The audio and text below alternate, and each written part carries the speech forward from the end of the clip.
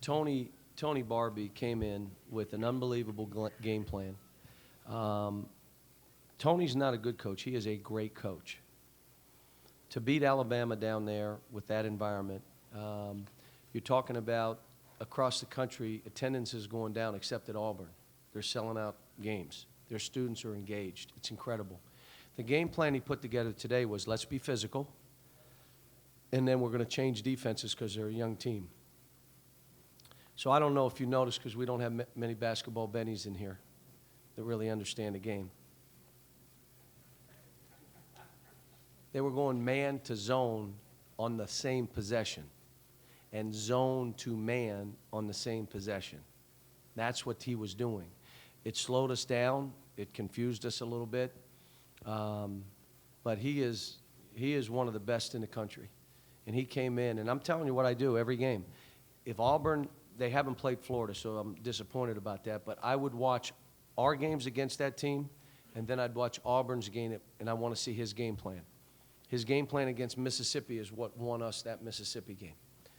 And so, but, you know, like I said, we're so happy with Jared Polson, so happy with Willie Cauley. And it was nothing but energy. That's all it is. Just come out and ball. Quit worrying about how you're playing for yourself. Worry about our team and just bring energy. And so that's what we've been harping on. And it's just, you know, we're going to have to keep subbing guys out. You're out. If you don't have enough energy, let somebody else play.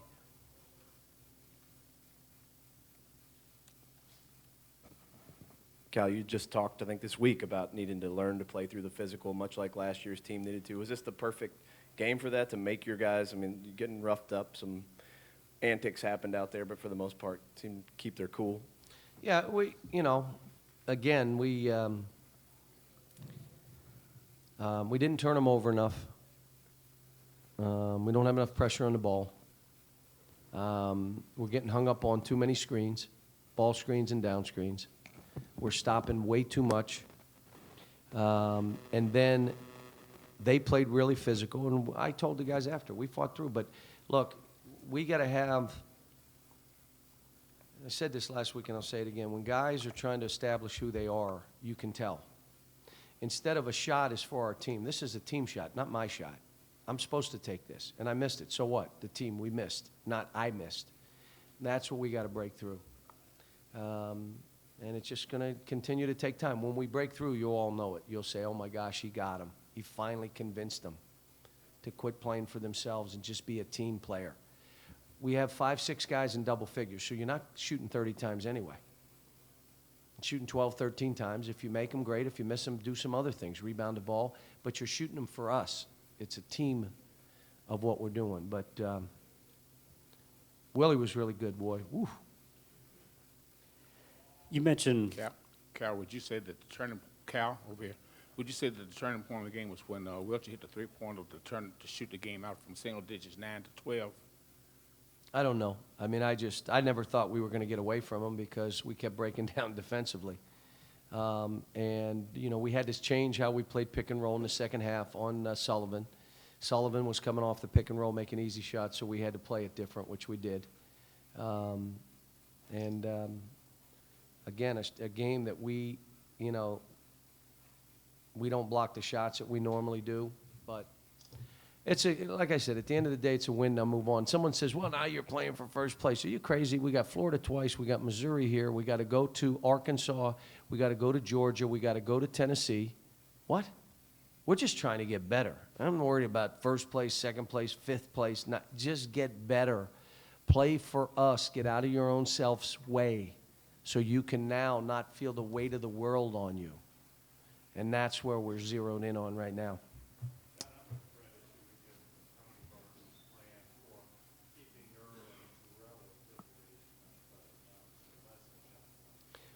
Well, he did two things to Nerlens. One, he trapped, and I could not get our guys to space right. So he went and said, they didn't leave big to big, which is what they normally do. Tony changed it. They left off of guards. They basically said, we're not playing Ryan. So they left Ryan's man, and that's who went and trapped. And then on defense, what they did was they took a lot of threes. And the other thing they were doing was They were spacing the court and getting him out on the court at times. So he did a good job. There'll be people watch this game and prepare for us off this game. John, you mentioned Jared and Willie briefly and the energy that they brought. Did that change the complexion of the team and maybe, put a spark in your guys? Yeah. But see, here's my issue. If you're sitting there watching the game and you see what they do and what it does, wouldn't it inspire you to do something? Or do you say, well, that's fine, but I'm not going to do that? Wouldn't it inspire you to say, I see what it does to the game, I can do this? But what happens is it's really hard to play that way, and it's physical, and you got to be tougher. You're going to get bumped some. And that's where we're trying to get to. Hey, Coach, right here. With Jared and Julius stepping up lately, how does that affect Archie's role in your game plan? Well, Archie was struggling a little bit, and I didn't start him in the second half. But, again, I'm trying to get Archie to zone in on his team, what he's got to do for his team, and get out of how he's playing, because then you can't make a shot. You're afraid to make a play because you're afraid you are going to screw up. Versus I'm playing for the team. I know what the team needs me to do. They need me to drive. I need to come to jump stops for the team so I don't jump over. If I miss some shots, it's okay. They need me to be aggressive and score. But if you're thinking about how you look, how it makes you look, it's hard. And again, we're teaching life skills. Last night we had Derek Anderson come in and speak to the team for a few minutes. And we went over the book we're reading right now, a couple chapters of that book. But then I read Derek's book last night, the new book he has out that's coming out. And I'm going to tell you what, unbelievable. So at shoot-around today, I was reading portions of his book to my team, which are just life skills, life lessons. And that's what this team needs more than anything else. And his story is a great story. God Never Blinks is the book that I told you I'd tell you about. And it's not spiritual, but it's not spiritual like the whole thing is spiritual. It's life, it's lessons, 50 lessons. John, just following up on back here on Archie, you had to find offense with him on the bench for extended periods in foul trouble. Could that pay dividends down the road? We were fine without him. It's good for him to see it too. But he'll be fine. He works hard. He's the first one in, the last one out, and he comes at night and he wants to do well.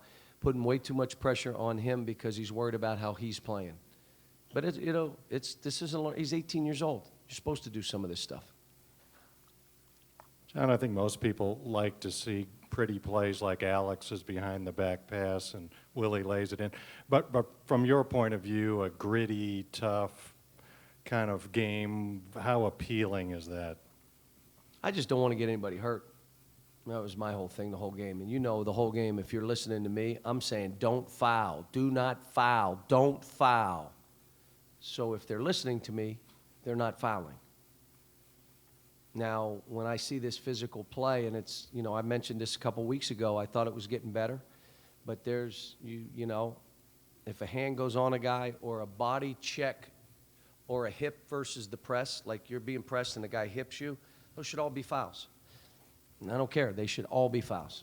But they're not, and that's okay. So you play through it and you figure out how to play. If a guy body checks you with his chest, you drive and he goes like that, that's a foul. That's just as bad as that. I mean, I've been saying it, and maybe I say I'm maybe being a little self-serving. I always have a young team that they're trying to beat up. But if I had a big team and a physical team, I don't know, maybe I'd say, let them play. What are you talking about, big baby? So. There's a lot of talk now about physical play and scoring being down and what can be done about it, what can be done about it. And is there Call the fouls. Call the fouls. Call the fouls. Call them all. 60, 70. Call them all. Call them on us. Is there a correlation between that and the low? Yeah. When you get body checked and you miss a one-footer, when your team misses 17 one-footers, unless they totally stink, they probably got body checked. Well, we're not calling that. His hands are up. It's still a foul. It's a foul. And I keep saying this shouldn't be about who wins in the weight room. This is about movement and spacing and that kind of stuff. But it's where it's going, and it'll take time to change. I mean, people got to get together and say, if you put this on a guy, it's a foul. If you hip check a guy in transition, or it's body to body, it's a foul.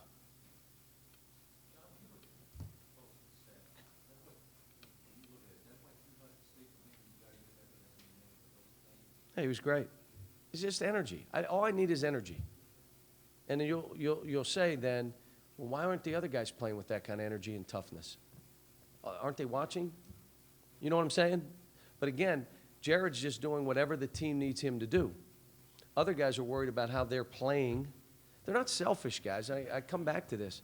This isn't selfish. It's human nature to establish yourself first before you worry about anybody else. You're trying to get your family right before you start thinking about all the charitable things you can do. It's human nature. It's what they're going through. They're trying to establish who they are. And I'm trying to tell them you can't do this here. You got to make it about your team in the game. When you make life about everybody else instead of yourself, life becomes easier. If your whole life is trying to satisfy yourself or make it's hard. Every morning you're up and it's anxiety. But if every time you wake up it's about everybody else in your life, it's not about you, life's easy. Guess what? As a basketball player, it's exactly the same.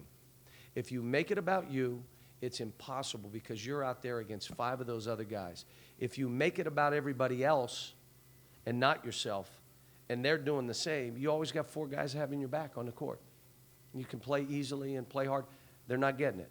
Starts with my point guard, Archie. Alex is still learning it. They're not getting it. Now, we're fine. We're getting better. Are we getting better? Yeah, we're getting better.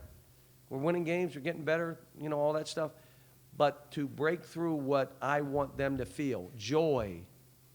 The only way you have joy is it's about everybody else. You're grateful to them for having your back, and you're complimentary all the time to everybody else. You just brought joy to your life. I'm trying to help them understand what joy is. And the last part of joy is a group of us come together and do something special, and we're just hugging each other because we knew we did it together and everybody's part was important. And that joy that my other teams have felt, unless they change, they're not going to feel that joy. We may win and we may go and do some special things. You'll never feel that joy. You won't. So that's my challenge. It's all about life skills with this team. Last question. And all of your point guards have been a little bit different, but have you ever had one that maybe lacked that killer? All the other, the thing they all seem to have in common is the rest of the one and ball that they want to attack. No, Ryan, he can play that way, but he chooses a lot of times not to play that way. When he plays that way, he's as good as any point guard in the country. You look around and tell me who's better. There are a couple guys, but it's a physicalness, it's an energy level, it's an aggressiveness, a winning attitude, talking to his team, touching his team. He can do that, but it's difficult. It's easier to, not play that hard, to back up, to back off people, to not pressure. It's easier. But he's learning, and I think he wants to do well. And like I said, I'm not giving up on anybody on this team. I'm not changing. I'm going to continue down the path. We're going to continue with life skills. We're going to continue talking the same way I'm talking to you, I talk to them. And now it's like everybody knows where I'm trying to go and what I'm trying to do with this team. We do it, we're going to have some real fun. We don't do it, every game's going to be a grind. I just hope we still win them anyway. But there'll be grinds.